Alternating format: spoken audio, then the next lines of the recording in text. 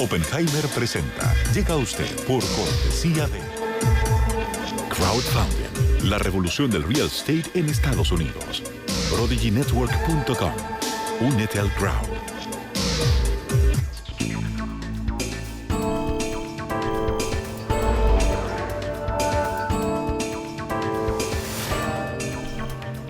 Hola, ¿qué tal? ¿Cómo les va? Soy Andrés Oppenheimer. Gracias por estar con nosotros en toda América Latina y Estados Unidos. Hoy vamos a hablar de lo que para mí, por lo menos, es uno de los escándalos más grandes que está pasando en muchos de nuestros países. Los maestros que no enseñan ni rinden cuentas a la sociedad. Hace pocos días, un centro de estudios en México dio a conocer un estudio según el cual hay casi 1.500 maestros mexicanos en actividad, o supuestamente en actividad, que nacieron el mismo día, pero hace 102 años. O sea, figuran en la nómina, pero no existen, o por lo menos no dan clases. Y eso no es nada. El reciente censo hecho en México de escuelas reveló que podría haber un total de 115.000 maestros que ya se jubilaron o fallecieron y siguen estando en la nómina. Lo mismo está pasando en Argentina, en Colombia y ni hablar de Venezuela. No es ninguna casualidad entonces que los países latinoamericanos estemos en los últimos puestos de los exámenes internacionales de estudiantes. Muy, pero muy atrás, ya lo vamos a ver en el programa, de los países industrializados, pero también atrás de casi todos los países asiáticos que tienen nuestro mismo nivel de ingresos. Hoy vamos a hablar sobre estas cifras espeluznantes que acaban de salir en México. Vamos a hablar de los maestros que no enseñan ni rinden cuenta a la sociedad. ¿Es culpa de los sindicatos de maestros que rechazan cualquier cambio que pretenda mejorar la calidad de la educación? ¿O es culpa de los gobiernos que no les pagan a los maestros lo suficiente? ¿O de quién? Y después, si nos da el tiempo, vamos a hablar del Mundial de Fútbol. Y lo vamos a hacer con el ex mundialista argentino Mario Kempes, que salió campeón mundial con Argentina en 1978. Vamos a ver lo que nos dijo cuando le preguntamos por el impacto político del Mundial y si las protestas callejeras contra el Mundial que estamos viendo en Brasil van a tener un impacto en la selección brasilera o en otras. O si por el otro lado los jugadores en un Mundial están tan metidos en su mundo deportivo que ni se enteran de lo que pasa a su alrededor. Bueno, empecemos con el escándalo de los maestros que no enseñan.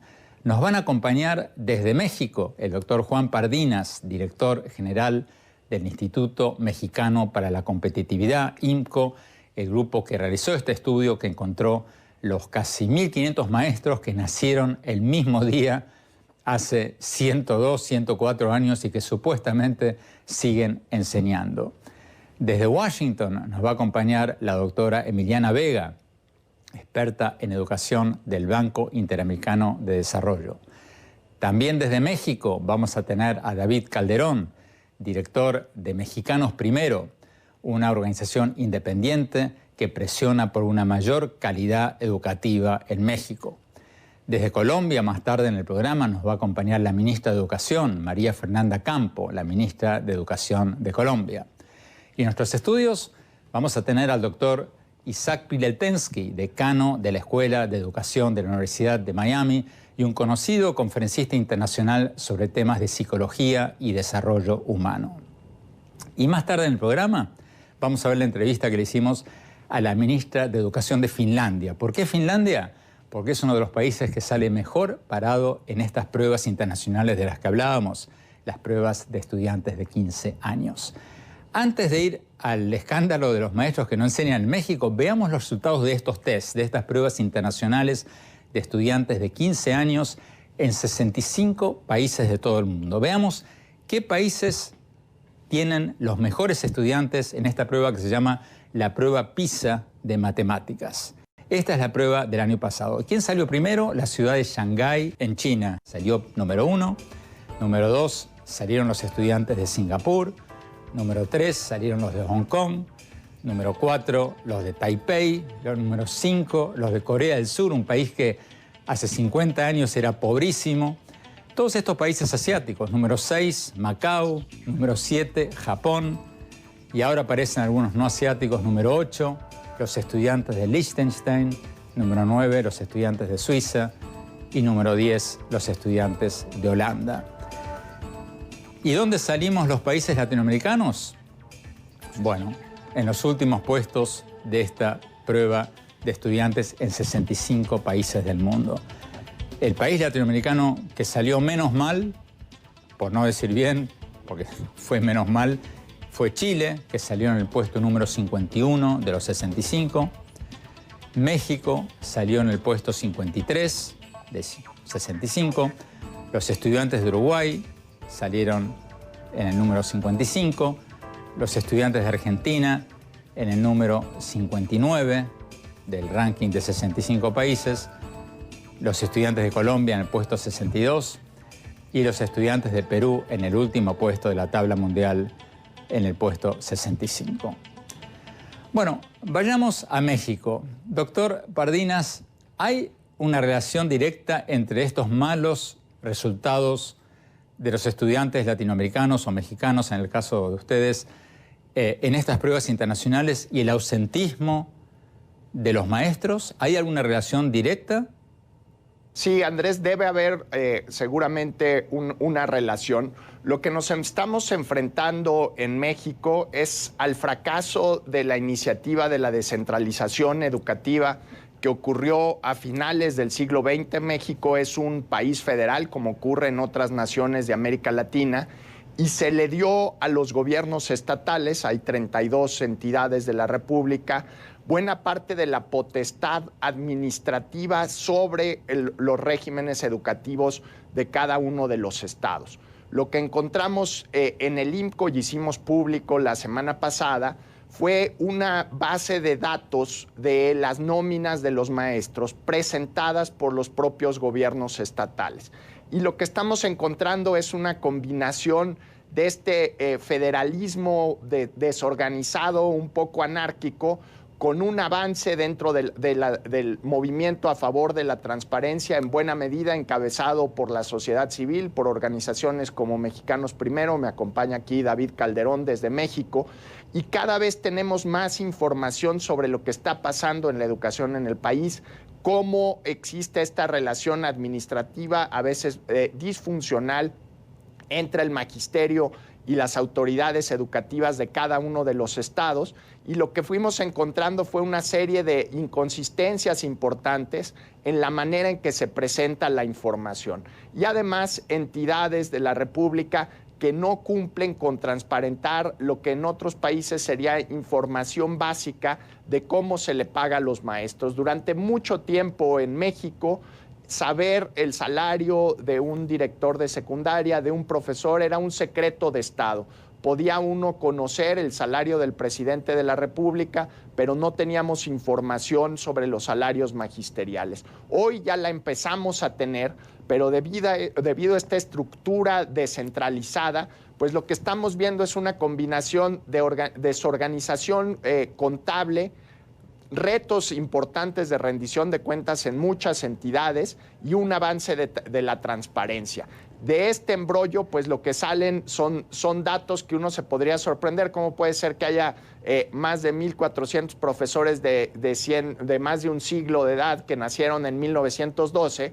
Pues a final de cuentas lo que resultó es que en la columna contable donde aparecen las quincenas de los salarios de los maestros, también pusieron pensiones alimenticias y llenaron el año de nacimiento, el registro fiscal, con un código que se le ocurrió a un ingeniero en computación cuando ese código lo debió haber llenado un contador. Estos son el tipo de cosas que nos doctor hemos Pardinas, rápidamente...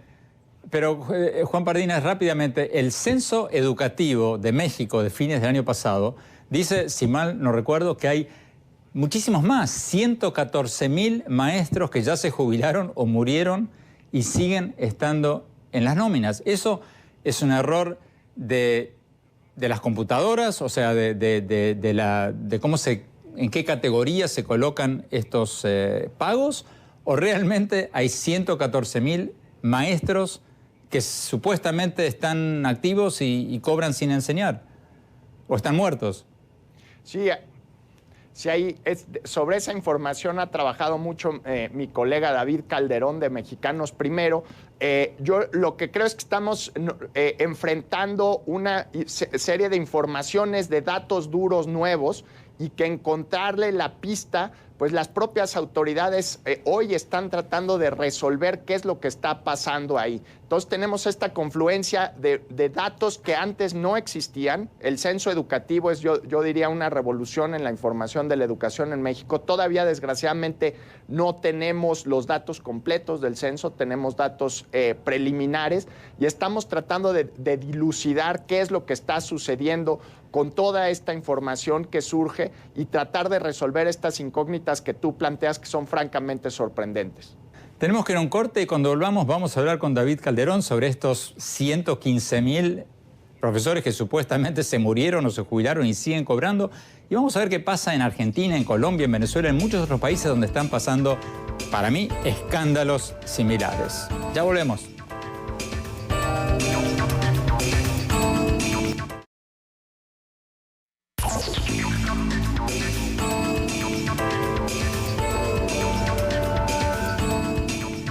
Gracias por seguir con nosotros en este programa sobre lo que, por lo menos para mí, es uno de los mayores escándalos nacionales en muchos de nuestros países, los maestros que no enseñan.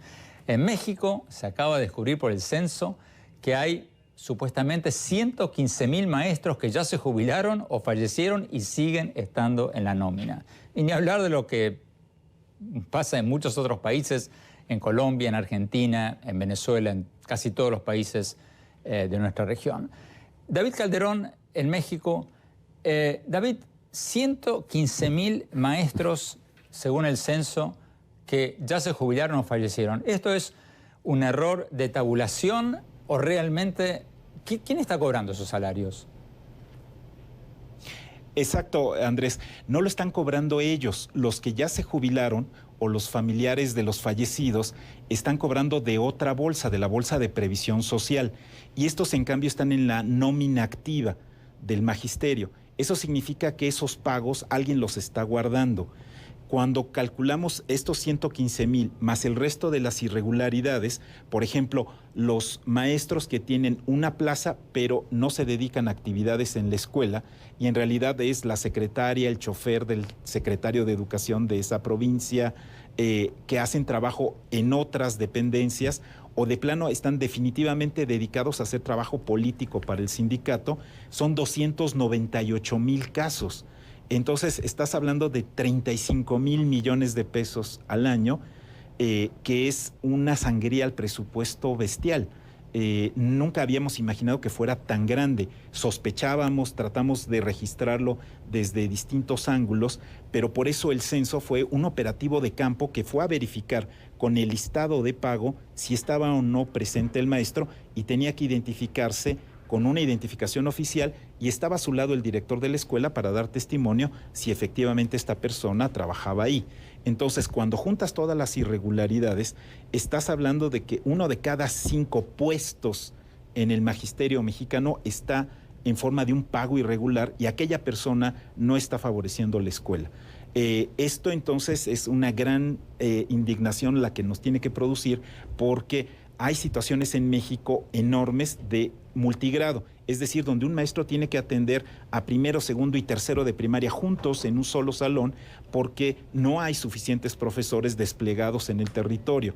Entonces, el cálculo somero que nosotros hacemos es que alcanza, por supuesto, a cubrir todas las situaciones multigrado si se regularizaran y este dinero no se lo quedaran los gobiernos estatales, sino efectivamente lo gastaran en los maestros que dicen gastarlo o no se lo entregaran a los sindicalistas profesionales que llevan 20 o 25 años que no se pararon en un salón de clase. Es a tal grado la injusticia que, por ejemplo, con ese dinero, nada más para darte 2 datos, nos alcanzaría perfecto para incluir a todos los niños de 3 años que no están recibiendo educación preescolar o nos alcanzaría para darle una beca a la generación entera, a 2 millones de niños que están terminando la secundaria y por empezar el bachillerato. La beca que está prevista para ellos, que se podría entregar, se les podría entregar a los 2 millones de muchachos durante 3 años seguidos. Increíble. Solo con el pago de un año. Increíble. David, quiero compartir con ustedes un tramo de la entrevista que le hicimos hace pocos días a la ministra de Educación de Finlandia, Krista Kiuru. ¿Por qué Finlandia? Obviamente porque Finlandia es uno de los países que sale en primer, segundo, o sea, en los primeros lugares en la mayoría de los rankings internacionales de lo que se te ocurra, de prosperidad económica, de innovación, de ciencia, de tecnología, de educación. Entonces nos interesaba preguntarle qué hace Finlandia para tener maestros tan buenos. Y antes de comenzar la entrevista le comenté a la ministra que hace algunos años visité Finlandia, entrevisté a la presidenta y le pregunté cuál es el secreto de Finlandia. Y la presidenta me dijo, tenemos 3 secretos, los maestros, los maestros y los maestros. Entonces le pregunté a la ministra qué es lo que hacen en Finlandia para tener maestros tan buenos. Veamos lo que nos respondió.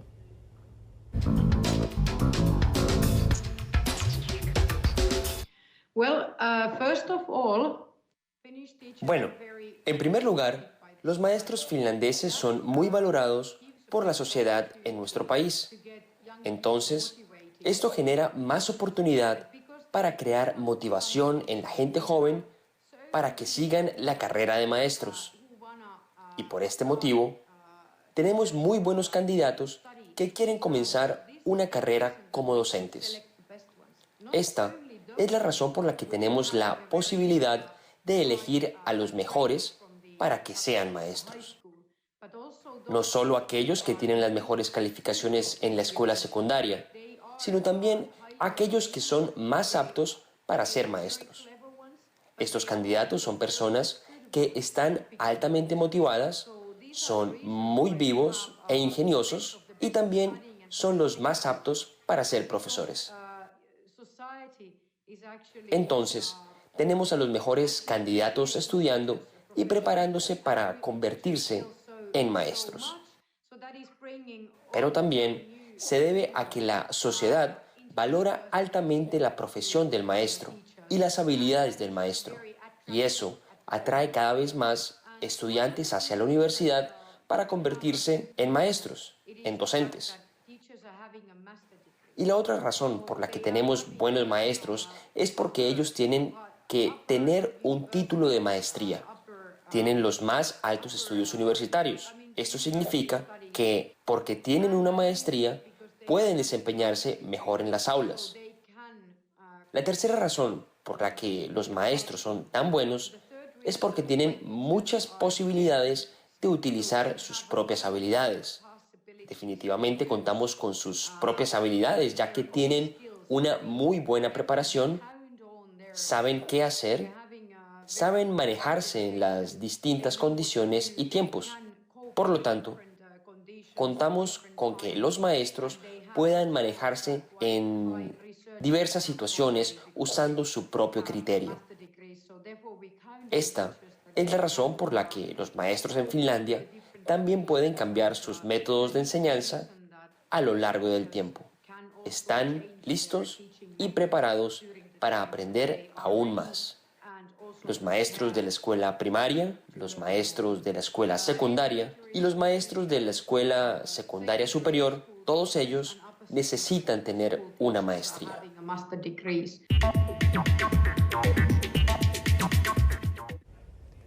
Se nos ha unido al panel desde Argentina Axel Rivas, autor del libro Revivir las aulas y un experto en educación argentina.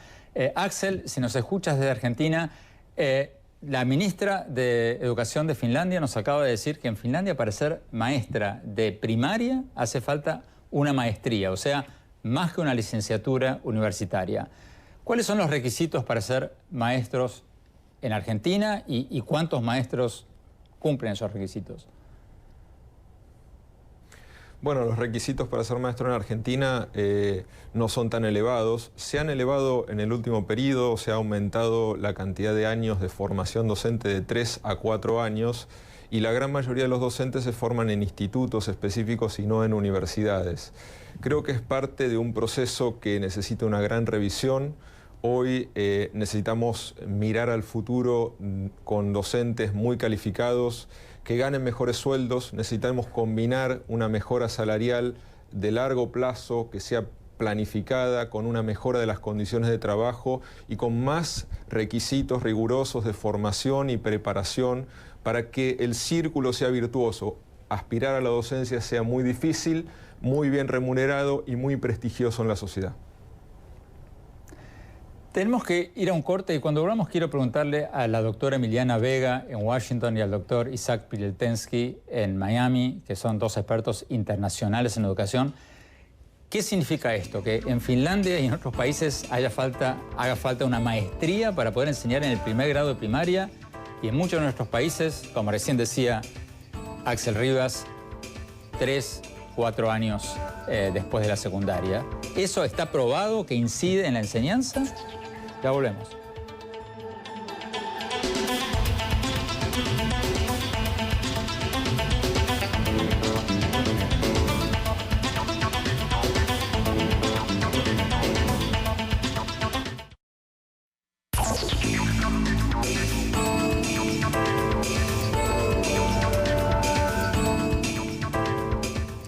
Gracias por seguir con nosotros en este programa que estamos haciendo sobre el escándalo de los maestros que no enseñan ni rinden cuenta a la sociedad. Cientos de miles en todos nuestros países.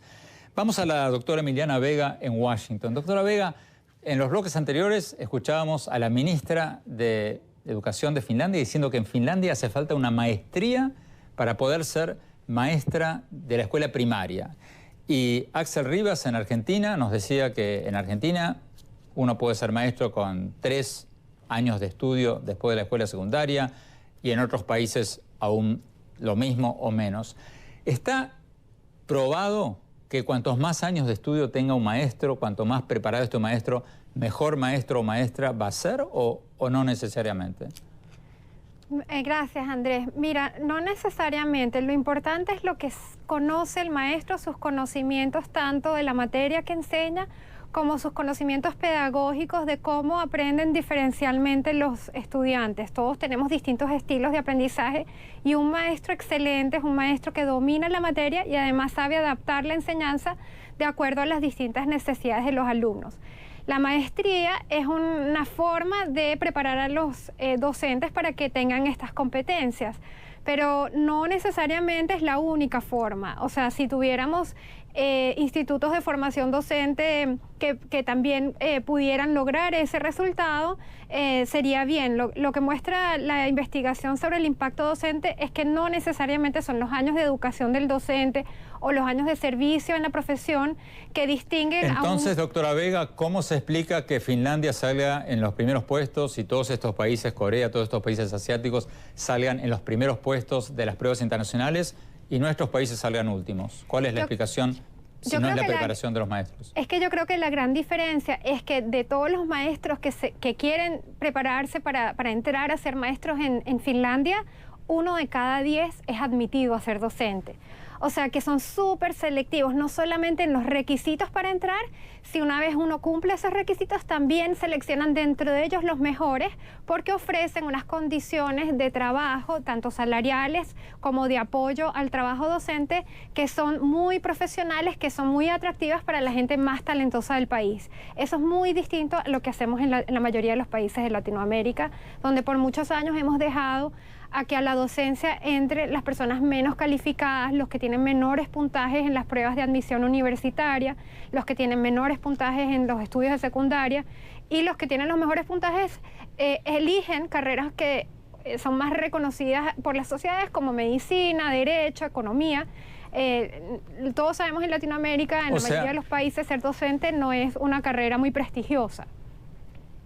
Doctor Isaac Pieltensky, entonces el tema es que en Finlandia los mejores alumnos quieren ser maestros y en nuestros países los que no pueden ser abogados o médicos estudian. ¿Ese es el problema?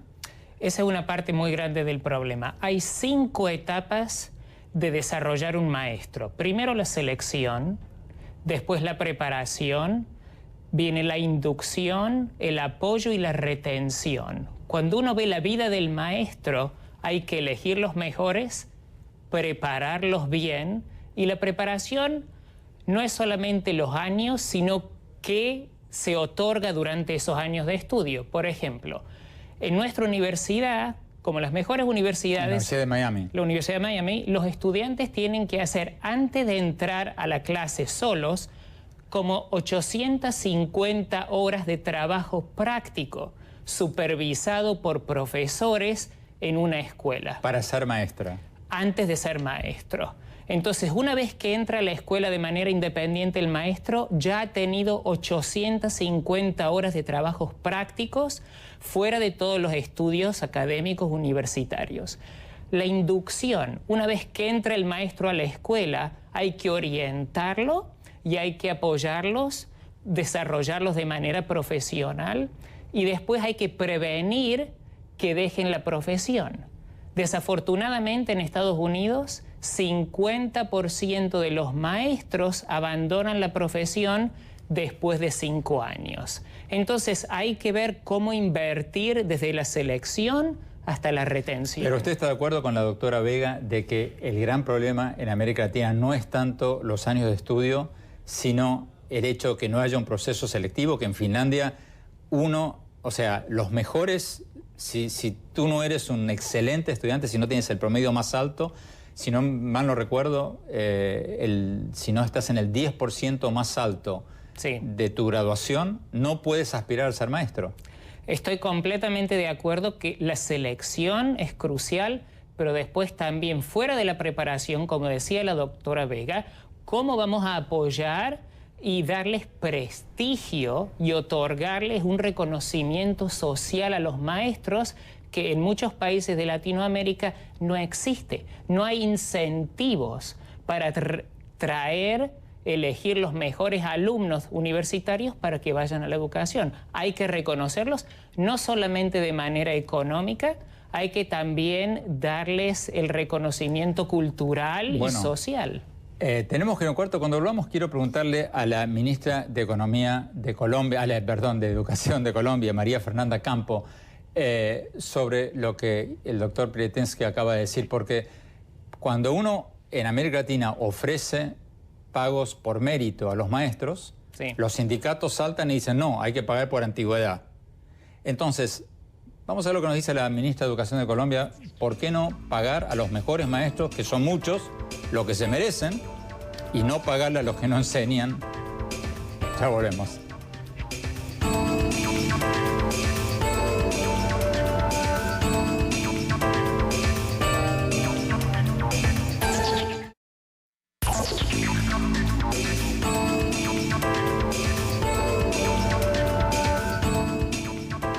Muchas gracias por seguir con nosotros en este programa sobre lo que para mí por lo menos es uno de los mayores escándalos en muchos de nuestros países. Los maestros que no enseñan. Empezábamos el programa, para quienes recién se nos unen, con un estudio que se acaba de hacer en México, donde apareció que 115.000, y según nos decía David Calderón, podrían ser hasta 290.000, 300.000 maestros en México que aparecen en la nómina, pero ya se murieron o se jubilaron o no existen.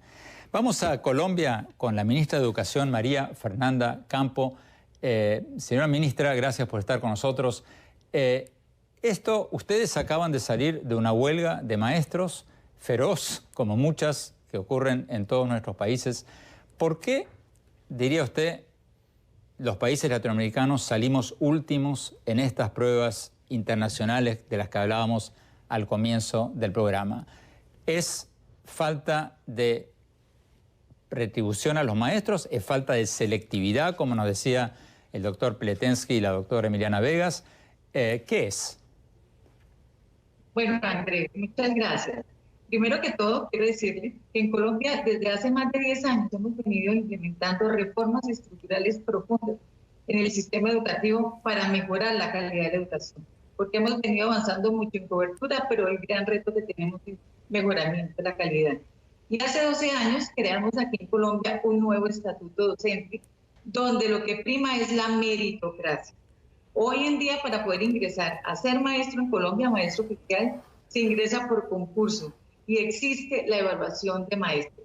Maestros que quieran ascender o quieran mejorar sus salarios tienen que someterse de manera voluntaria al proceso de evaluación. Evaluación de su desempeño y evaluación de competencias. Como usted bien lo dice, la semana pasada tuvimos un paro muy fuerte aquí en Colombia, donde los maestros salieron a protestar porque no querían dejarse evaluar o seguir que los evaluáramos y poder entonces ascender en la carrera docente, pues utilizando criterios diferentes a la evaluación. Por supuesto, el gobierno nacional y este Ministerio de Educación jamás podría acceder a esas pretensiones Y finalmente lo que se combinó con ellos es que la evaluación continúa, la evaluación no se suspende, la evaluación se tendrá que seguir aplicando. Podemos, sin embargo, entrar a revisar qué nuevos criterios deben ser tenidos en cuenta para que esa evaluación nos permita el fin último, que es mejorar la calidad de la educación. Entonces, en Colombia... Pero, ministra, perdone, ministra, déjeme hacer una pregunta, ministra. Cuando el presidente Santos estaba en campaña, en la campaña anterior, me dijo en una entrevista de que iba a hacer una gran reforma educativa precisamente para instalar la evaluación en Colombia. Y esa reforma educativa después la suspendió cuando salieron a protestar los maestros, como en tantos de nuestros países. El presidente le dio el carpetazo, como dicen en México, y no se hizo esa reforma.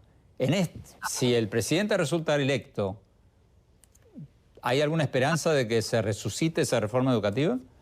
A ver, Andrés, ahí hay una imprecisión total.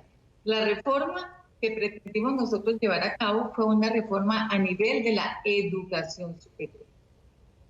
Para nuestros maestros, a nivel de la educación básica y media, tenemos un nuevo estatuto docente que ya lleva 12 años, donde uno de los pilares del nuevo estatuto docente es la evaluación.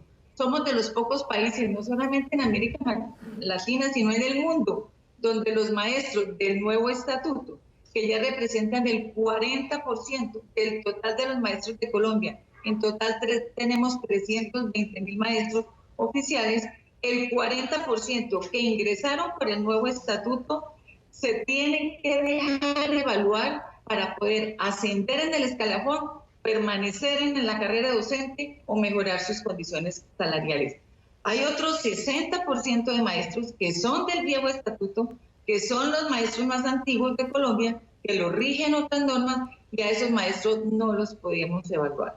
De manera que es importante hacer esa claridad. Uno de los grandes avances en Colombia es la evaluación de maestros. Eso no es negociable, jamás lo negociaremos. Lo que sí podemos hacer, por supuesto, es mejorar. Vayamos a Argentina, Axel Rivas. ¿En Argentina hay algún tipo de evaluación para los maestros?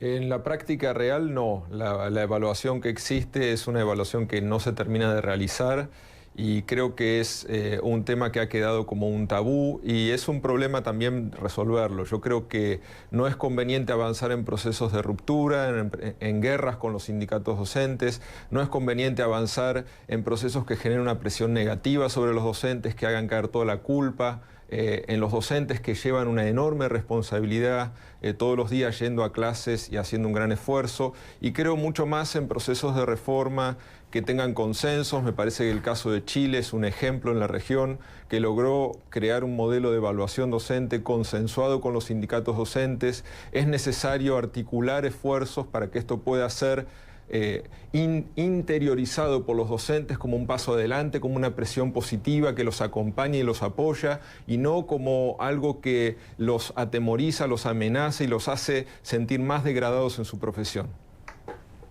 Pero si se los trata, si no hay una presión social, Axel Rivas, los sindicatos de maestros, por instinto de preservación, van a resistirse a cualquier evaluación. O sea, ¿no es un error lo que tú estás diciendo, tratarlos con guantes de seda? ¿No habría que haber una indignación social? Señores, nuestro país se está quedando atrás del mundo.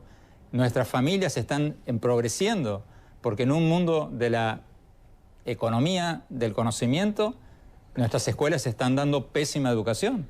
¿No tendría que ser exactamente lo contrario de lo que tú estás diciendo? Chile es el país, sacando a Cuba, que en las pruebas de la UNESCO es el que mejores resultados tiene de la región. Perdón, Axel Rivas. Cuba no se ha presentado en este test PISA. Perdón, Axel Rivas. Cuba, que presume tener buena educación, no se presenta en las pruebas internacionales, cosa que a mí me parece muy sospechosa, porque en las pruebas, no tienen ningún mecanismo de evaluación. De América Latina. Sí, en las pruebas UNESCO... Que no son las más respetadas, por cierto. Más adelante. Importante de América Latina. Sí, la América Latina. UNESCO no es respetada por usted. Por eso la prueba de UNESCO no es respetada por usted. Hay muchas dudas, Axel Rivas, sobre por qué Cuba no se presenta en los test internacionales. Pero adelante, termine con su respuesta. Pero termino con lo anterior. Chile es el país que tiene mejores resultados en las pruebas PISA de América Latina y fue el único país que logró una evaluación docente por consenso. Lo logró con sus sindicatos docentes. Entonces yo no creo que sea necesario ir a una batalla con los sindicatos. Creo que cada país es distinto, cada sindicato o cada grupo de sindicatos es distinto. Hay algunos que no van a ceder a una evaluación o a un proceso de reforma de la carrera magisterial y hay otros que sí pueden lograr consensos y articulaciones. Cada caso es distinto. David Calderón, en México. David, en México el gobierno trató de hacer una reforma educativa, aprobó una ley de reforma educativa y después como que hay dudas sobre si la evaluación, este punto que estábamos hablando, realmente se va a llevar a cabo o no. ¿En qué está eso? Justamente están elaborándose los perfiles, o sea, hay que decir, sí pasó la reforma, pasó con mucha dificultad, pasó con los sindicalistas en la calle. Yo distinguiría claramente entre los sindicatos y los maestros auténticos. En el caso, por lo menos, de mi país, sí hay una enorme diferencia. Entonces, yo estoy, digamos, contrario a esta idea de que hay que consensarlos con los sindicatos. No, hay que consensarlo con los ciudadanos. Y en ese sentido, el Estado Nacional y los estados, digamos, el gobierno local no puede permitir que un grupo de interés privado, que aparte ha privatizado la educación pública de la forma más grosera, precisamente vendiendo y traficando con las plazas docentes, se convierta en el parámetro para interlocutor en el sistema educativo nacional. Ese cogobierno que tuvo México es uno de los más lamentables y bueno, se está acabando poco a poco. Hubo un enérgico, digamos, llamado de atención a partir de la reforma que se aprobó no solo constitucionalmente, sino se aprobó después estado por estado, hasta que fueron mayoría en México, y entonces para 2015 hay una evaluación universal de maestros obligatoria, es un derecho de la sociedad. Los maestros tienen que ser explicados sobre esto porque están acostumbrados a que sus líderes los engañen y los sometan, pero justamente hay que entender que el maestro se debe a la comunidad, ni al gobierno en turno, ni al sindicato. Entonces, discrepo, digamos, de mis compañeros en el sentido de decir, ¿es con los sindicatos? No, no es con los sindicatos, es con la sociedad. Por lo menos no con los sindicatos como los que tenemos en México. Y en el caso de los gobiernos son tímidos si no exigimos los ciudadanos, si no recuperamos la soberanía de decir son nuestros hijos. La movilidad social deseable de los maestros tiene que ser, por supuesto, la movilidad de los alumnos. Cuando es una a la costa de la otra, entonces no son mejores que cualquier empresario rapaz o cualquier político ladrón. Vamos a Buenos Aires. Axel Rivas, autor de un libro reciente sobre la educación en Argentina. Axel, ¿por qué no, recién hablábamos de la evaluación, hablemos del pago, ¿por qué no pagar a los maestros por sus méritos en lugar de por su antigüedad, como ocurre en los países que mejor educación están teniendo? Sí, en la práctica eso no es tan así. En los países que tienen mejores resultados, especialmente en Finlandia, que hoy veíamos el ejemplo, el salario es exactamente igual para todos los docentes. En países como varios de los países asiáticos también. Yo creo que no es esa la clave que lo explica, porque también eso genera mucha competencia, tensiones dentro de las escuelas. Las escuelas tienen que trabajar unidas en un proyecto conjunto, tienen que estar pensando juntos cómo mejorar la calidad de la educación y no compitiendo por un mismo salario. Entonces creo que hay Doctor Piletensky, nos quedan exactamente por mérito. Nos quedan 70 segundos. Doctor Piletensky, ¿está de acuerdo con Axel Rivas o no? ¿Pago por mérito? ¿Los mejores profesores tendrían que ser mejor pagados o no? Los estudios recientes que se hicieron en la Universidad de Vanderbilt dicen que no, que hay que reconocer a todos los maestros de manera igual y el reconocimiento tiene que venir por parte de voz y participación de los maestros en cómo se dirige la escuela. Ese es el mérito que quieren ser reconocidos. Si uno se esfuerza más, quieren que lo reconozcan, que le den posiciones de liderazgo. Eso va a funcionar más que tener un pago diferenciado. Eso se probó y no funciona. Interesante, aprendí algo nuevo. Muchísimas gracias a todos por habernos acompañado. Vamos a un corte rápido y mi opinión sobre este escándalo de los maestros que no enseñan. Ya volvemos.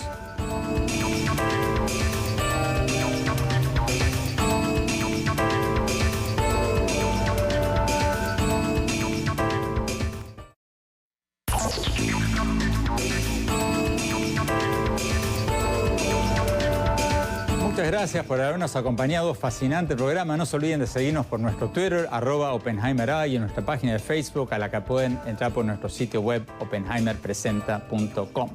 Bueno, como decíamos recién, fascinante programa. Nos olvidamos del fútbol. Tan apasionante esta hora de discusión. Mi opinión sobre el escándalo de los maestros que no enseñan, estos datos que escuchamos hoy sobre las decenas de miles de maestros en México y otros países que cobran sueldos después de jubilados o después de muertos, y que son amparados de alguna manera o protegidos, ya sea por los gobiernos o por los sindicatos. Para mí, este es un escándalo mayor. Tendría que estar en la primera plana de todos los periódicos todos los días. Porque no hay mayor fraude a la sociedad, no hay mayor atentado contra el progreso de un país que privarle a los niños el derecho a una educación de calidad. ¿Por qué? Porque estamos en la era de la economía del conocimiento, donde las personas y los países que progresan son los que reemplazan el trabajo manual por el trabajo mental. Por eso una empresa como Apple hoy en día o como Google vale más que el Producto Bruto de muchos de nuestros países en Latinoamérica. Y por eso una aplicación se vendió hace poco por $18.000 millones, una aplicación de Internet, mucho más que miles y miles de toneladas de materias primas o productos manufacturados. Estamos en la era del trabajo mental, donde la educación es el mejor pasaporte para la prosperidad personal, familiar y nacional. Por eso, creo que tenemos que exigir en todos nuestros países que los sindicatos de maestros dejen, y los gobiernos, dejen de proteger a los maestros que no enseñan, que permitan la evaluación de los maestros y que haya una mayor presión social para que los maestros hagan lo que tienen que hacer, que muchos lo hacen, pero otros no.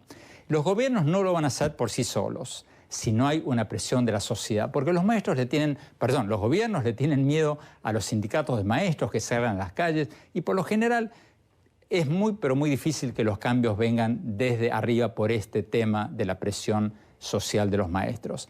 Pero este es un tema crucial para el futuro de nuestros países. Como digo en la contraportada de mi libro Basta de Historias, la educación es algo demasiado importante como para dejarla en manos de los gobiernos.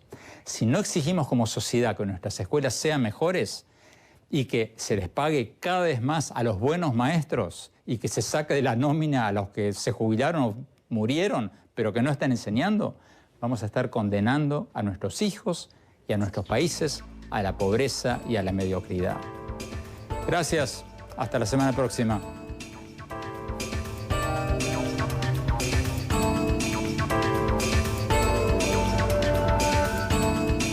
Oppenheimer presenta. Llega a usted por cortesía de Crowdfunding, la revolución del real estate en Estados Unidos. ProdigyNetwork.com. Únete al crowd.